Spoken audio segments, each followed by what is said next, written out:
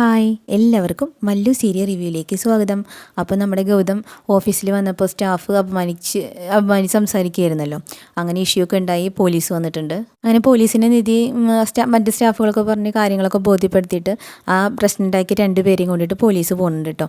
അപ്പോൾ അത് കഴിഞ്ഞിട്ട് നമ്മുടെ നിധി വന്നിട്ട് ഗൗതമിനോട് പറയുന്നുണ്ട്, വാ ഗൗതം, അതൊന്നും കാര്യമാക്കണ്ട, എന്തിനാ അങ്ങനെ വിഷമിച്ച് നിൽക്കണേ, കുറേ ദിവസമായി ഓഫീസിൽ വന്നിട്ട് കുറേ വർക്കുകൾ പെൻഡിങ് ഉണ്ട്, വരൂ നമുക്കത് പോയിട്ട് ചെയ്യാമെന്ന് പറയുന്നുണ്ട് കേട്ടോ. അപ്പോൾ നമ്മുടെ ഗൗതമാണെങ്കിലോ വീട്ടിൽ നിന്ന് വന്നതിനേക്കാളും ഒന്നുകൂടി ഡൗൺ ആയിട്ടല്ലേ നിൽക്കണേ. അപ്പോൾ പറയുന്നുണ്ട്, എനിക്ക് പറ്റില്ല, ഞാൻ വരുന്നില്ല എന്ന് പറയുന്നുണ്ട്. ഞാനിങ്ങോട്ട് വന്നപ്പോൾ ആരും എന്നെ ഒന്ന് വിഷ് ചെയ്യുക പോലും ചെയ്തില്ല, ആദ്യമായിട്ട് കാണുന്ന പോലെയായിരുന്നു. എനിക്ക് ഭയങ്കര സങ്കടമായി, ഞാൻ പോവാണ്. ഗൗതം, നീ എന്താണ് ഈ പറയണത്? ഇത് നിൻ്റെ ബിസിനസ്സാണ്, നിൻ്റെ ഓഫീസുമാണ്. ആരെന്തെങ്കിലുമൊക്കെ പറഞ്ഞാൽ നിനക്കെന്താ? ഈ കമ്പനി ഉണ്ടാക്കാനായിട്ട് നീ എത്ര ഉറക്കമൊഴിച്ചതാ, രാവും പകലും ഒരുപാട് കഷ്ടപ്പെട്ടതല്ലേ. എന്നിട്ട് ഇത്ര നിസ്സാരമായിട്ട് വേണ്ട വരുന്നില്ല എന്നോ? വാ നമുക്ക് പോയി ജോലി നോക്കാം. വേണ്ട, ഞാൻ അധ്വാനിച്ചതും കഷ്ടപ്പെട്ടതൊക്കെ ഞാൻ ദത്തുപുത്രനാന്ന് അറിഞ്ഞപ്പോൾ തൊട്ട് തന്നെ എല്ലാം പോയി. ഗൗതം എന്നും പാർവതിയുടെ മകൻ തന്നെയാണ്, ചെന്ന് ജോലി നോക്ക് ഗൗതം. അപ്പോൾ പ്രണവ് പറയുന്നുണ്ട്, ചേട്ടൻ വലിയ സങ്കടത്തിലല്ലേ ചേച്ചി, വിട്ടേക്ക് എന്ന് പറയുന്നുണ്ട് കേട്ടോ.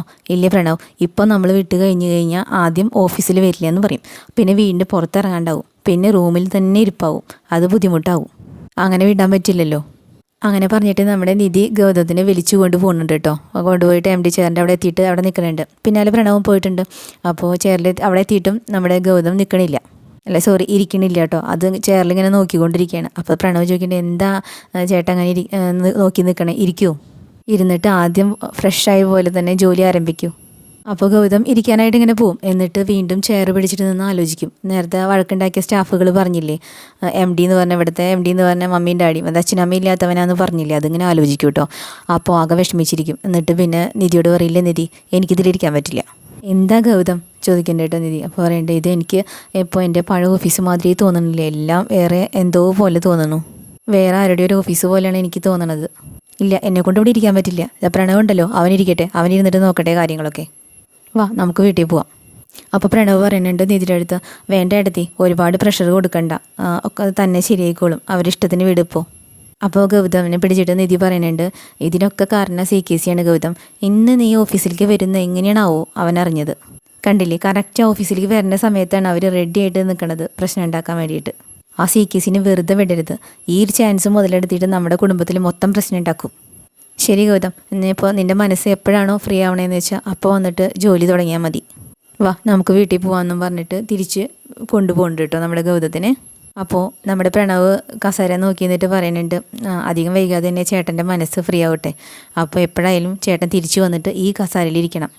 അങ്ങനെ ഇരിക്കും, എനിക്കത് ഉറപ്പുണ്ട് എന്ന് വിചാരിച്ചിട്ട് പ്രണവിൻ്റെ ജോലിക്ക് പോയിട്ടുണ്ട് കേട്ടോ.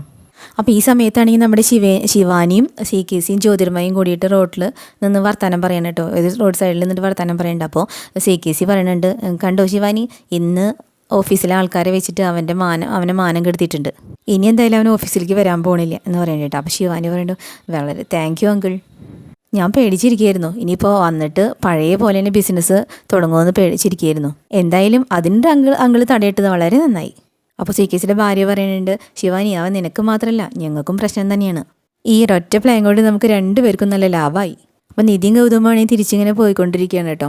ഗൗതം ഒന്നും മിണ്ടാണ്ട് ഇങ്ങനെ സൈലൻ്റായിട്ട് വണ്ടി ഓടിച്ചുകൊണ്ടിരിക്കുകയാണ്. അപ്പോൾ നമ്മുടെ നിധി പറയുന്നുണ്ട്, CKC ഒന്നും ഇതുവരെ അടങ്ങിയിട്ടില്ലല്ലോ, ഇനിയിപ്പോൾ എന്താ ചെയ്യേണ്ടതെന്നൊരു പിടുത്തമില്ല. അപ്പോൾ ഗൗതം പറയുന്നുണ്ട്, അവൻ നമ്മളെ വീഴ്ത്താനുള്ള സകല പരിപാടിയും ചെയ്യണേ, ഇപ്പം എങ്ങനെ അവൻ എൻ്റെ കയ്യിൽ കിട്ടിയുണ്ടല്ലോ, ഞാൻ ശരിയാക്കും ഞാൻ. അങ്ങനെ പറഞ്ഞിട്ട് ആ ദേഷ്യത്തിൽ തന്നെ നമ്മുടെ ഗൗതം അങ്ങനെ വണ്ടി ഓടിച്ച് പോയിക്കൊണ്ടിരിക്കുകയാണ്. അപ്പോൾ ഈ സമയത്ത് നമ്മുടെ ശിവാനിയോട് CKC പറയുന്നുണ്ട്, ഇത് വേറൊരു തുടക്കം മാത്രം, പക്ഷേ എനിക്ക് അത്ര വിശ്വാസമില്ല, കാരണം അവൻ്റെ കൂടെയുള്ളത് നിധിയാണ്, എങ്ങനെയൊക്കെ അവനെ എൻകറേജ്മെൻറ്റ് ചെയ്തിട്ട് തിരിച്ചു കൊണ്ടുവരും, അവനെ പഴയ ഗൗതമായിട്ട് തന്നെ മാറ്റും, പക്ഷെ നീ അതിന് വിട്ടുകൊടുക്കരുത്. ഞാൻ എങ്ങനെയൊക്കെ അവൻ്റെ സ്വസ്ഥത ഓഫീസിൽ കെടുത്തുന്നുണ്ടോ അതേപോലെ തന്നെ നീ വീട്ടിലും അവനോട് അങ്ങനെ ചെയ്തുകൊണ്ടിരിക്കണം. ഗൗതമനെ ആരും ഇല്ലാത്തവനെ ഇടയ്ക്കിടയ്ക്ക് ഇങ്ങനെ പറഞ്ഞുകൊണ്ടേയിരിക്കണം, എന്നിട്ട് ഇങ്ങനെ ടോർച്ചർ ചെയ്തുകൊണ്ടിരിക്കണം. അങ്ങനെ ചെയ്തെങ്കിൽ മാത്രമേ അവൻ്റെ മനസ്സ് അങ്ങോട്ട് തകർന്ന് അവൻ വീട്ടിൽ തന്നെ ഒതുങ്ങിക്കൂടുള്ളൂ. അത് വെച്ചിട്ട് ഞാൻ അവൻ്റെ ബിസിനസ് അങ്ങോട്ട് ഇല്ലാണ്ടാക്കിയിട്ട് ഞാൻ നമ്പർ 1 ആവും, നീയോ ആ നിധീനെ ജയിച്ചിട്ട് വീട്ടിൽ നമ്പർ 1 ആയേക്കോ. ഇത് കേട്ടപ്പോൾ നമ്മൾ ശിവാനിക്ക് ഭയങ്കര സന്തോഷം. കേൾക്കുമ്പോൾ തന്നെ ഓർക്കുമ്പോൾ തന്നെ എന്തൊരു രസമാണ് അങ്കിൾ. എന്നിട്ട് 3 പേരിൽ നിന്ന് ഭയങ്കര ചിരിയും ആഘോഷമാണ് കേട്ടോ. അങ്ങനെ ദൂരേക്ക് നോക്കുമ്പോൾ ഗൗതമൻ്റെ കാറ് കാണാണ് ശിവാനി. അപ്പോൾ പറയണം, അയ്യോ ദേ ഗൗതമും നിധിയും കൂടി തിരിച്ചു വരുന്നു, ഞാൻ പോട്ടേട്ടോ, എന്നെ ഇപ്പോൾ കണ്ടാൽ ശരിയാവില്ല എന്ന് പറയുന്നുണ്ട്. അപ്പോൾ CKC ഡ്രൈവറിൻ്റെ അടുത്ത് പറയുന്നുണ്ട് ശിവാനിനെ വീട്ടിൽ കൊണ്ടുവിടുമെന്ന് പറഞ്ഞിട്ട്. ശിവാനി വേഗം കാറിൽ കയറുന്നുണ്ട് കേട്ടോ. പക്ഷെ നിധി ഇങ്ങനെ ക്രോസ് ചെയ്യുന്നതിൻ്റെ ഇടയ്ക്ക് ഓപ്പോസിറ്റ് പോകുന്ന കാറിൽ ശിവാനിനെ കണ്ടു കിട്ടും. അപ്പോൾ നിധി ഇങ്ങനെ നോക്കുന്നുണ്ട്, നന്നായിരുന്നു നോക്കുന്നുണ്ട്. അപ്പോൾ നിധി നോക്കുന്നുണ്ട്. അപ്പോൾ ശിവാനി ഇങ്ങനെ പതുങ്ങിയിരുന്നു കാറിൽ. പക്ഷേ നിധിക്ക് എന്ത് വ്യക്തമായിരുന്നു അത് ശിവാനിയാന്നുള്ളത്. പക്ഷേ അതിൻ്റെ ഡ്രൈവറെ കണ്ടപ്പോഴാണ് നിധിക്ക് മനസ്സിലായത് അന്ന് ഗൗതമനെ ആക്രമിക്കാൻ വന്നാലത്തെ ഒരാളായിരുന്നു. അപ്പോൾ നിധി ശ്രദ്ധിക്കുന്നുണ്ട്, പറയുന്നുണ്ട് ഇതെന്താ ആ കാറിൻ്റെ ഡ്രൈവറെ കണ്ടിട്ട് അന്ന് ഗൗതമനെ ആക്രമിക്കാൻ വന്ന ആളെ പോലെ ഉണ്ടല്ലോ, അയാളുടെ കൂടെ എന്തിനാ ഇപ്പോൾ ശിവാനി പോണത്, രണ്ടുപേരും ഒന്നായിട്ട് എന്തിനാ പോണേ എന്നൊക്കെ ആലോചിച്ചിരിക്കണം കേട്ടോ നമ്മുടെ നിധി. ഈ സമയം നമ്മുടെ CKC വേഗം കാർ എടുത്തിട്ട് വന്നിട്ട് ഗൗതമൻ്റെ കാറിൻ്റെ ഓപ്പോസിറ്റ് വന്നിട്ട് അങ്ങോട്ട് നിർത്തിയിട്ടുണ്ട് കേട്ടോ. അപ്പോൾ ഗൗതം പെട്ടെന്ന് ബ്രേക്ക് ഇട്ടു. അത് കഴിഞ്ഞിട്ട് CKCയുടെ കാറാന്ന് കണ്ടപ്പോൾ ദേഷ്യം വന്നിട്ട് അവിടുന്ന് ഓടി ഇറങ്ങി വന്നിട്ട് CKCയുടെ കഴുത്തിന് പിടിച്ചിട്ടുണ്ട് കേട്ടോ. എന്നിട്ട് ചോദിക്കുന്നുണ്ട്, നിനക്ക് എന്ത് ധൈര്യം ഉണ്ടായിട്ടാ എൻ്റെ സ്റ്റാഫിനെ വെച്ചിട്ട് എനിക്കെതിരെ എന്ന് ചോദിച്ചിട്ട് അടിക്കാൻ കയ്യോങ്ങി. അപ്പോൾ CKC അത് തടയുന്നുണ്ട് കേട്ടോ. ആരെങ്കിലും എന്തെങ്കിലും പറഞ്ഞു എന്ന് വിചാരിക്കരുത്, അവർ പറയണേൽ എന്തെങ്കിലും സത്യം ഉണ്ടോ എന്ന് വിചാരിച്ചാൽ പോരെ ഗൗതം എന്ന് ചോദിക്കണ്ടേ CKC. അവർ പറഞ്ഞ പോലെ നീ ആരും ഇല്ലാത്തവൻ തന്നെയല്ലേ. അപ്പോൾ ജ്യോതിർമയ ഒരു പുച്ഛച്ചിരി ചിരിക്കുന്നുണ്ട് കേട്ടോ. നിധിക്കാണെങ്കിൽ ദേഷ്യം വന്നിട്ട് വയ്യ. അപ്പോൾ CKC ഒന്നുകൂടി ചോദിക്കുന്നുണ്ട്, നിന്നെ പ്രസവിച്ചത് ആരാന്ന് നിനക്കറിയോ ഗൗതം, നീ ഒരു ദത്തുപുത്രൻ തന്നെയല്ലേ. ഇപ്പോൾ പറയേ നിൻ്റെ സ്റ്റാഫുകൾ പറഞ്ഞതിൽ എന്തെങ്കിലും തെറ്റുണ്ടോ, ശരി തന്നെയല്ലേ. അപ്പോൾ ഗൗതം ഒന്നും മിണ്ടണില്ല കേട്ടോ. അപ്പോൾ നിധി ദേഷ്യം വന്നിട്ട് ചോദിക്കുന്നുണ്ട്, ഓരോരോ പണികൾ ചെയ്ത് വെച്ചിട്ട് അതിൽ ന്യായം പറയണോ, നിന്നെ ഞാൻ എന്ന് പറഞ്ഞിട്ട് നിധി അടിക്കാനോ അങ്ങോട്ട് CKCനെ. അപ്പോൾ ജ്യോതിർമായി വന്നിട്ട് നിധിയുടെ കൈമ അടിക്കുന്നുണ്ട്, തടയുണ്ട് കേട്ടോ. നിനക്ക് എന്ത് ധൈര്യം ഉണ്ടടി, സിറ്റിയിലെ നമ്പർ 1 ബിസിനസ്മാനെയാണോ നീ അടിക്കാൻ പോണത്. അപ്പം നിധി പുച്ഛത്തോടു കൂടി ചോദിക്കുന്നുണ്ട്, ആര് നമ്പർ 1, ഇയാളോ, നിനക്കെന്താ ഭ്രാന്തുണ്ടോ, ബിസിനസ്സിൽ എൻ്റെ ഗൗതം തന്നെയാണ് നമ്പർ 1. അത് ഗൗതം ആരുമില്ല എന്ന് അറിയണേറ്റ് മുന്നേ അല്ലേ, ഗൗതമിന് ആരുമില്ല എന്ന് അറിയണേറ്റ് മുന്നെയാണ് അവൻ ഒന്നാമതായിട്ടുള്ളത്. ഇപ്പോഴല്ലേ എല്ലാവരും അറിഞ്ഞത് അഡ്രസ്സില്ലാത്തവനാണ് ഗൗതം എന്ന്, പിന്നെ എങ്ങനെ അവൻ ഓണറാവണത്. ഞാൻ തന്നെയാണ് ബിസിനസ്സിലെ ഒന്നാമത്, ഈ സിറ്റിയിലെ നമ്പർ 1 ബിസിനസ്മാൻ ഞാൻ തന്നെ എന്ന് പറയുന്നത് CKC ഭയങ്കര അഹങ്കാരത്തില് കേട്ടോ. ബിസിനസ്സിലല്ല ഇനി ഒരു പ്രവൃത്തിയിലും എനിക്ക് ആരുമില്ല എതിരായിട്ടുള്ളത് എന്ന് പറഞ്ഞാൽ അഹങ്കാരത്തോടി പറഞ്ഞപ്പോൾ ഗൗതം നിർത്തവിടെ, ഓരോരോ പൊട്ടത്തരങ്ങളും ചെയ്തു വയ്ക്കും, എന്നിട്ട് അതിൽ വലിയ പെരുമയും പറയാം. എന്നിട്ട് ഗൗതം ശക്തി വീണ്ടെടുത്ത പോലെ പറയുന്നുണ്ട്, നിനക്കൊന്നും ഒരിക്കലും ഒരു കാലത്തും എന്നെ ജയിക്കാൻ പറ്റില്ല. ഈ ഇൻഡസ്ട്രി മുഴുവൻ ചോദിച്ചോ, അപ്പം അറിയാം ഗൗതം ആരാന്ന് എല്ലാവരും പറയും. അപ്പോൾ CKC വേണ്ട, ഇൻഡസ്ട്രിയുടെ കാര്യം വേണ്ട, ആദ്യം നീ പറയേ നീ ആരാന്നുള്ളത്, അച്ഛനാരാ, അഡ്രസ്സ് എന്താ, അങ്ങനെ ഒരുപാട് ചോദ്യങ്ങൾ ചോദിക്കുന്നുണ്ട് കേട്ടോ. നിന്നെ പ്രസവിച്ചതാരാ അങ്ങനെയൊക്കെ. എന്നിട്ട് പറയാം, എൻ്റെ അച്ഛൻ്റെ അമ്മ ആരാന്ന് ഞാൻ പറഞ്ഞുതരാം എന്ന് പറഞ്ഞിട്ട് അച്ഛൻ്റെ അമ്മയുടെയും പേരൊക്കെ പറയണ്ട കേട്ടോ CKC. ഞാൻ എൻ്റെ അഡ്രസ്സും കാര്യങ്ങളൊക്കെ പറഞ്ഞില്ലേ, നീ നിൻ്റെ ഡീറ്റെയിൽസ് പറയേ എന്ന് പറയുന്നുണ്ട്. അപ്പോൾ ഗൗതം ഒന്നും മിണ്ടണില്ല കേട്ടോ. അപ്പോൾ ജ്യോതിർമായി പിന്നിൽ നിന്നിട്ട് ഇങ്ങനെ സപ്പോർട്ട് ചെയ്യാണ് കേട്ടോ. പറയ് ഗൗതം, നിൻ്റെ അമ്മയുടെ പേരെന്താ, വീട് എവിടെയാ ഒക്കെ പറയ്. എന്താടാ നിൻ്റെ അമ്മ നിന്നെ പ്രസവിച്ചിട്ട് വീട്ടിൽ വലിച്ചെറിഞ്ഞു പോയോ എന്ന് ചോദിക്കുന്നുണ്ട് കേട്ടോ പുച്ഛത്തിൽ. അപ്പോൾ സഹി കേട്ടിട്ട് ഗൗതം എന്ത് ചെയ്തു, CKCയുടെ കഴുത്തിന് പിടിച്ചിങ്ങനെ ഞെക്കുന്നുണ്ട്. അപ്പോൾ പിന്നെന്ന് ഇവർ രണ്ടാളും തടയാൻ നോക്കുന്നുണ്ട് കേട്ടോ, പക്ഷെ നടക്കണില്ല. അപ്പോൾ ബാക്കി ജ്യോതിർമയുടെ വക, നിനക്കാൻ അറിയില്ല നീ ആരാന്നുള്ളത്, പിന്നെന്താ നിനക്കിപ്പോൾ ഇത്ര മാത്രം ദേഷ്യം വരാനുള്ളത്, വലിയ കമ്പനിയുടെ MD ഒക്കെ അത്രേ, എന്നിട്ട് ഇങ്ങനെ ചീപ്പ് ചെയ്ത് നടക്കണത്.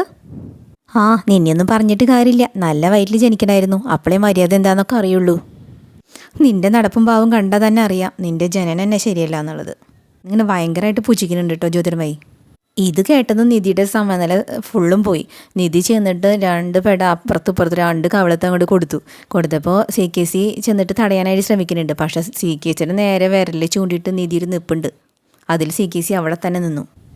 എന്നിട്ട് പറയുന്നുണ്ട്, ഇതിലും മേലെ നിങ്ങളൊരു വാക്ക് എന്തെങ്കിലും പറഞ്ഞു കഴിഞ്ഞാൽ ഞാനൊരു കൊലപാതകവും. ആർക്കാണോ അച്ഛനും അമ്മയും ഇല്ലാത്തത്, ഗൗതമിന് അച്ഛനും അമ്മയുണ്ട്. എന്താ പേര് കേൾക്കണോ, അമ്മയുടെ പേര് പാർവതി, അച്ഛൻ്റെ പേര് ഗോപിനാഥൻ. ഇത് ഗ്രേറ്റ് ബിസിനസ്മാനാണ് ഗൗതം ഗോപിനാഥൻ. എന്താ ഡീറ്റെയിൽസൊക്കെ മതിയോ അതോ ഇനിയും വേണോ. താൻ എന്താ പറഞ്ഞേ, ഗൗതമിന് കമ്പനി സ്വന്തമല്ല എന്നുള്ളതാ. ആര് പറഞ്ഞു, ഗൗതമിൻ്റെ സ്വന്തം വിയർപ്പിലാണ് ഗൗതം ആ കമ്പനി ഉണ്ടാക്കിയിട്ടുള്ളത്.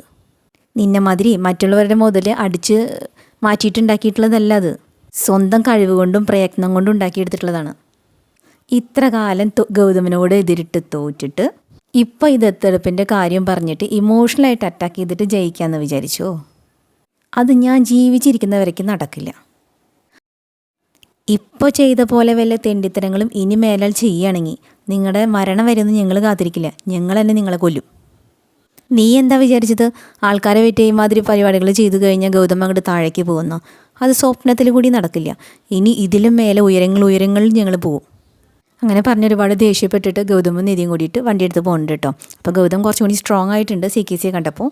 CKC ജ്യോതിർമയി വിചാരിച്ച പോലെ ഇല്ല, ആകെ ചമ്മി നാണം കിട്ടും. അപ്പോൾ ഓക്കെ, അടുത്തൊരു എപ്പിസോഡായിട്ട് വീണ്ടും വരാം കേട്ടോ.